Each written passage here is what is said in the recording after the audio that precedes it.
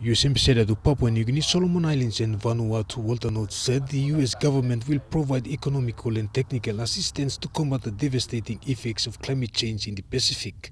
Over $17 trillion, equivalent to about 200 trillion kina, has been allocated by the U.S. government, will go towards carrying out clean energy campaigns and installation of adaptation measures specifically aimed at countering the effects of climate change.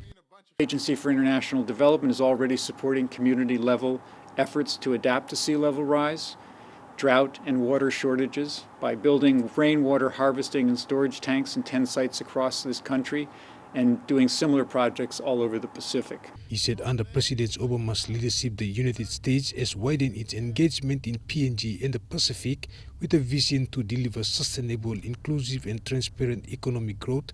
That climate change is a threat in that vision. Not said with PNG's biological and cultural diversity, however, the impediments at elm in the face of this wealth are inequality and poverty. Whose livelihoods depend directly on the natural world, who are most impacted by the threats of climate change. He said whether the climate change issues of severe drought, king tide, flood, other disasters associated with the effects of climate change, this is having a significant impact on the poor people.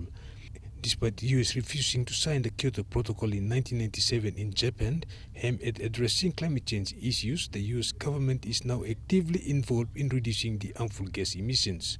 President Obama is passionately committed to being caught trying to do the big things we need to do to keep the level of global warming to under 2 degrees. He said the U.S. carbon policy and pollution control efforts bring down the carbon emissions in 2 decades. Meanwhile, he said President Obama will push for the following agendas comes the Paris Accord.